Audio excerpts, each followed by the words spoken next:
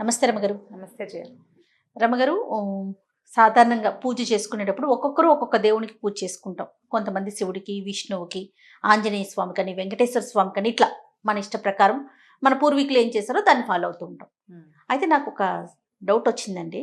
బ్రహ్మదేవుడు, తర్వాత శనీశ్వరుడు, అట్లా కొంతమంది అష్టదిక్పాలకులు ఉంటారు కదా, వారిని కూడా పూజించేవారు ఉంటారా? బ్రహ్మాండంగా ఉన్నారు వాళ్ళు.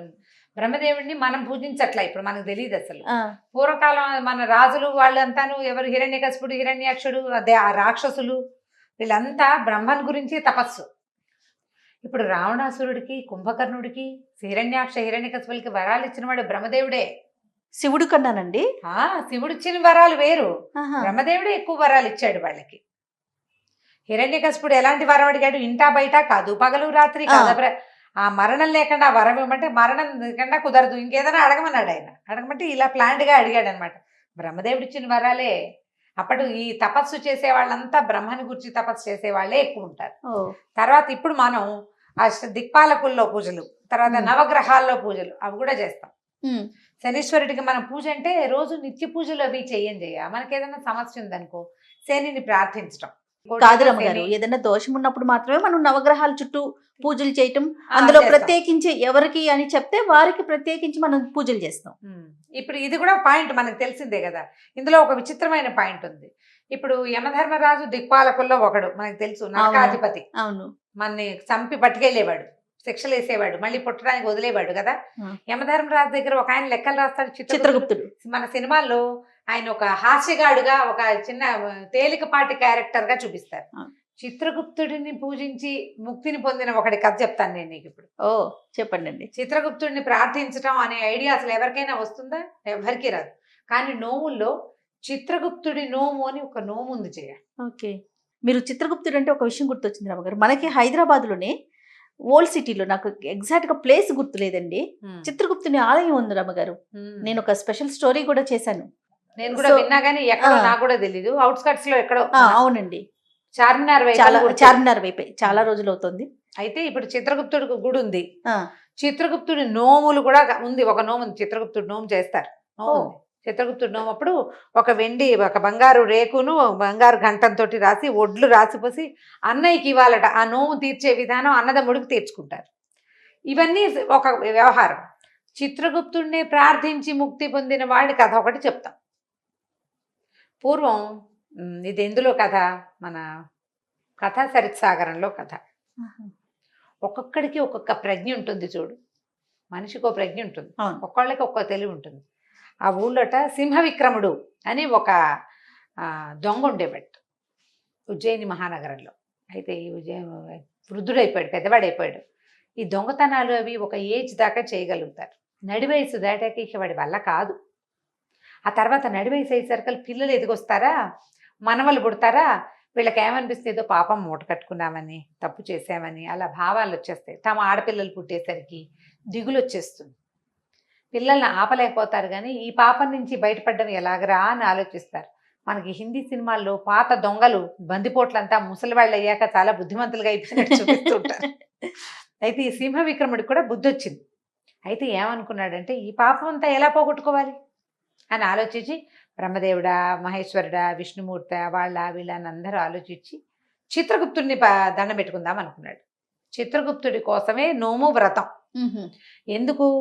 ఇప్పుడు చూడు, మొత్తం ఒక పెద్ద ఆఫీస్లో మనం ఒక ఫ్రాడ్ చేసాం. అకౌంటెంట్ మనవాడు అయ్యాడు అనుకో, ఫ్రాడ్ నుంచి తప్పించుకోవచ్చు. కాయస్థుడు ఒకడు ఉంటే చాలు. కాయస్థుడు అంటే లెక్కలు రాసేవాడు అనమాట, అకౌంటెంట్. ఒకడు మనవాడైతే ఎంత తప్పిదమైనా చేయొచ్చు, ఎన్ని లెక్కలు రొక్కలైనా మార్చేయచ్చు. ఇప్పుడు నేను చేసిన దొంగతనాలు, నేను చేసిన హత్యలు, దోపిడీల వివరాలు రాసేవాడు ఎవడు? నాకు సంగతి చిత్రగుప్తుడు. ఆయన్ని మంచి చేసుకుంటే ఒక తుడి చేస్తాడు, ఏముంది, అరేంజ్ చేసి పారేస్తాడు. అందుకని చిత్రగుప్తుడి కోసం ప్రార్థించడం మొదలుపెట్టాడు. ప్రార్థించగా ఇతనికి చిత్రగుప్తుడికి తెలిసింది. ఒకనాడు ఒక నోము చేసుకున్నాడు, చిత్రగుప్తుడి కోసం పూజ చేసుకుంటే ఈ చిత్రగుప్తుడే స్వయంగా బ్రాహ్మణుడి వేషధారి అయి వచ్చి వాకిట్లో నుంచుంటే, అయ్యా రండి, ఇవాళ చిత్రగుప్తుడి నోము, మీకు ఆయన బదులు భోజనం పెడతానంటే ఈయన ఏమడిగాడు, ఎరా నాయన, ఇంతమంది దేవుళ్ళు ఉంటే నీకు చిత్రగుప్తుడే ఎందుకు దొరికాడు అని అనేసరికల్లా చిత్రగుప్తుడికి ఏం గొప్పతనం తక్కువ ఏమిటండి? ఆయనే కదా నా లెక్కలు రాసేవాడు. నాకు ఆరాధ్య దైవం చిత్రగుప్తుడే. ఆయన ఆయన వశం అయితే చాలు నాకు అనేసరికల్లా ఈయన చిత్రగుప్తుడు ఒరిజినల్ రూపంతో వచ్చి ప్రత్యక్షమైపోయాడు. నేనే చిత్రగుప్తుడిని, ఏం చేయమంటావో చెప్పు అనేసరికల్లా ఆయన ఏమన్నాడు, ఇద్దరు మాట్లాడుకున్నారు. నీకేం కావాలంటే నేను చేసిన పాపాలన్నీ నువ్వు తొలగించాలి. అలా అయితే సరే చిత్రగుప్తుడి అనుగ్రహం నీకు లభిస్తుంది, నీ భార్యను నాకు ఇవ్వు అన్నాడు. అనేసరికల్లా ఒప్పుకున్నాడు సింహవిక్రముడు. నా ఇష్టదేవతని పొందటానికి, ఇష్టదేవత యొక్క అనుగ్రహాన్ని పొందడానికి నా భార్యను నీకు దానం చేస్తున్నానని భార్యను తెచ్చి ఆయన చేతిలో పెట్టాడు. చిత్రగుప్తుడు సంతోషించాడు. చాలా మంచివాడి, చాలా గొప్పవాడి, పోయి నాకు భక్తులు ఉండటం ప్రపంచంలో లేదు అసలు, అయినా సరే నువ్వు నన్ను వేడుగవు కాబట్టి ఒక పని చేద్దాం. ఇప్పుడు యమధర్మరాజు కాలుండి తప్పించుకోవటం ఎవరి వల్ల కాదు, కానీ పూర్వం శ్వేతముని అని ఒక ముని పరమశివుని అనుగ్రహాన్ని పొంది కాలునికి అందకుండా, అంటే యముడికి అందకుండా సముద్రం అవతల తరంగిణి అనే ఒక నది ఉంది. ఆ నదీ పరిసర ప్రాంతంలో ఉండటం మొదలుపెట్టాడు. ఆ ప్రాంతంలో ఉన్న కుందేలు కూడా చావదు, దానికి కూడా మరణం ఉండదు. నిన్ను తీసుకెళ్ళి అక్కడ దింపుతా, నువ్వు అక్కడే ఉండు. ఏ కారణం చేత నువ్వు ఆ సముద్రం దాటి, ఆ తరంగిణి నది దాటి సముద్రం వైపుకు రాకూడదు. అక్కడ ఉన్న నాళ్ళు మృత్యువు నిన్నేమి చేయదు, నీకు చావు తప్పిపోతుంది, చావే ఉండదు, తప్పించుకో. ఏ కారణం చేతైనా కనుక నువ్వు కనుక వచ్చేసావో అప్పుడు నీకు ఇంకో ఉపాయాంతరం చెప్తా, నీకు మా నరక శిక్షలు తప్పించుకునేందుకు. ప్రస్తుతం నీకు మరణం లేకుండా నిన్ను బయటికెళ్ళి అక్కడ దింపుతానని చెప్పి ఆ శ్వేతముని ఉన్న తరంగిణి నది అవతలి ఒడ్డులో ఉన్నటువంటి ఆశ్రమ ప్రాంతంలో తీసుకెళ్ళి దింపేశాడు. వాడు అక్కడ హాయిగా ఉండటం మొదలుపెట్టాడు. బుద్ధిగానే ఉంటున్నాడు, అక్కడ దొంగతనాలు చేయటం బాగానే ఉన్నాడు. చాలా కాలం గడిచిపోతే కాలుడు వెతుక్కుంటున్నాడు. వీళ్ళు సమయం అవ్వగానే వీడి టైం అయిపోయిందని వచ్చేస్తుంటాయి కాగితాలు. ఈ కాగితంలో ఉండవలసిన సింహవిక్రముడు ఉజ్జయినిలో ఉండాలి, వాడు అక్కడ లేడు. ఎక్కడో చోట చచ్చిపోయి వాడు ఆ పేరుతో రావాలి, రాడు. వాడు ఎక్కడున్నాడు అని వెతకడం మొదలుపెట్టాడు ఆయన.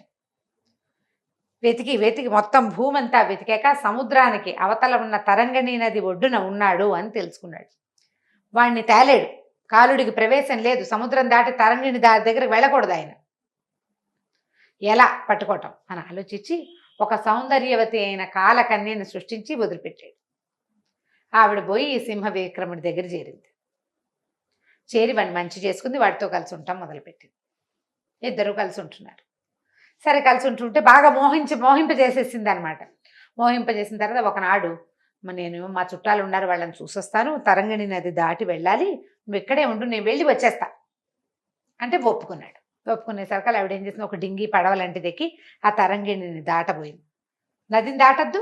ఈ దాటే క్రమంలో ఏమైంది, ఆ బోటుకి ఆవిడే చిల్లు పెట్టుకుని బోటు కాస్త తలకిందులైపోయింది. నీళ్లలో పడి కొట్టుకుపోతూ, నువ్వు రా నన్ను రక్షించు, నువ్వు సింహ విక్రముడివి కాదు, శృగాల విక్రముడివి, నువ్వుతో నక్కవి, నీకు ఓపిక లేదు, బలం లేదు, పేరు మాత్రం సింహ విక్రముడు అని పెట్టుకున్నావు, నీకు ధైర్యం లేదా, ఆడది నీళ్ళలో మునిగిపోతుంటే రక్షించలేవా అని అరిచి కేకలు పెట్టింది. తరంగిణిలోకి వెళ్ళకూడదు ఈయన, చాలా లాగాడు. ఇక ఆ సౌందర్యవతి పట్ల ఉన్న వ్యామోహంతో దూకేశాడు నీళ్ళల్లోకి. దూకేస్తే ఈ తరంగిణి మధ్యలోకి వెళ్ళేసరికల్లా ఆవిడ ఇటు ఒడ్డుకు వచ్చేయాలి, ఇతను ఎక్కడికి రావాలి, శ్వేతముని ఆశ్రమం వైపుకి రాకుండా సముద్రం వైపుకి లాక్కెళ్ళిపోయింది అతను. ఎప్పుడైతే తరంగిణి అవతల గట్టు దాటేశాడు, దాటి సముద్రం మీదకి వెళ్ళిపోగానే కాలుడు ప్రత్యక్షమైపోయాడు. ఆయన శక్తి అక్కడ దాకానే ఉంది. దొరికేవరో నా సంతానం నువ్వని చెప్పేసి ఠాకి ఏమని పట్టుకుని తీసుకెళ్ళిపోయాడు. తీసుకెళ్ళిపోతే ఈ యమపురికి వెళ్ళిపోయారు. యమధర్మరాజు ముందు కాలు పట్టుకెళ్ళి అక్కడ వదిలిపెడతాడనమాట. జనం అంతా నుంచున్నారు. సింహ విక్రముని చూశారు కదా, చిత్రగుప్తుడికి జాలేసింది, అయ్యో వీడు వచ్చేసాడని. ఒరే అబ్బాయి, నీకు యమధర్మరాజు నేను ఒక మాట అడుగుతాడు, నువ్వు శుభం తీసుకుంటావా అశుభం తీసుకుంటావా? ముందు అంటే శిక్షలు అంటే ఒక బహుమతి ఒక శిక్ష వస్తాయి, ఏది తీసుకుంటావు అనుకుంటే నువ్వు ముందు బహుమతినే తీసుకో అని చెప్పాడు. చెప్పేసరికి సరేనని ఒప్పుకున్నాడు. సరే అందరినీ పిలిచారు. ఈ వరుసగా ఒక్కొక్కళ్ళకి శిక్షలు ఇస్తున్నారు. ఈ కుర్రాన్ని పిలుచుకొచ్చారు. ఈ సింహ విక్రముడు అనే వాడిని తెచ్చారు. తెచ్చిన తర్వాత ఓహో వీడు పాపి దొంగ, వీడదే అని మాట్లాడుకున్నారు. వాడు చేసిన దొంగతనాలు ఉన్నాయి కదా బోల్డ్ అని, ఇన్నాళ్ళ నుంచి తప్పించుకున్నాడు, ఇప్పటికి వచ్చాడని.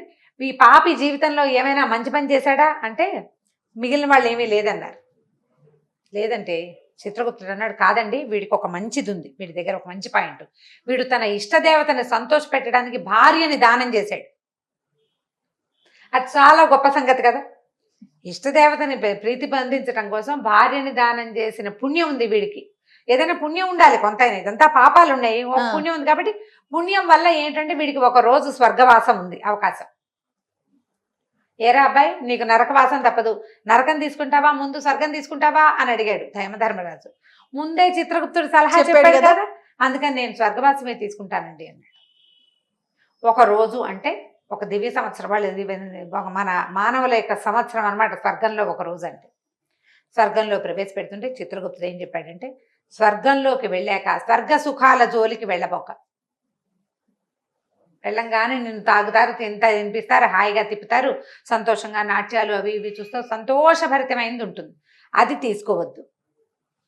తపస్సు చేసుకో, శాశ్వతంగా నీకు స్వర్గలోక నివాసం లభిస్తుంది, ఎప్పటికీ నువ్వు ఇంకా నరకానికి రావక్కర్లేదని చెప్పాడు. చెప్పేసరికల్లా ఈ వెళ్ళిన సింహ విక్రముడు ఏం చేశాడు, ఇక ఇంద్రసభలోకి నగర ప్రవేశం చేసి ఇంద్రసభలోకి వెళ్ళకుండా ఇక అక్కడ స్వర్గంగా ఉంది కదా గంగా నది, స్వర్గంలో ఉంటుంది కదా, ఆ గంగా నది ఒడ్డును కూర్చుని తపస్సు చేసుకోవటం మొదలుపెట్టాడు. బుద్ధిమంతుడైపోయాడు. సరే, ఈ లోపల మన వాడు ఏం చేశాడు, చిత్రగుప్తుడు తన భక్తుడి తాలూకు పూర్వ చరిత్ర అంతటిని ఒక భూర్జపత్రంతో తుడిచేసాడు, డిలీట్ చేసేసాడు. అంతే, ఎరేజ్ చేసేసాడు లేదా డిలీట్ చేసేసాడు.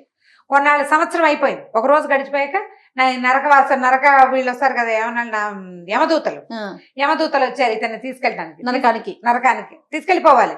అందుకని వాళ్ళంతా స్వర్గానికి వచ్చేసారు కల్లా. స్వర్గం ఇతని వైపు చూడ్డానికి కూడా వాడికి కళ్ళు కనిపించట్లేదు.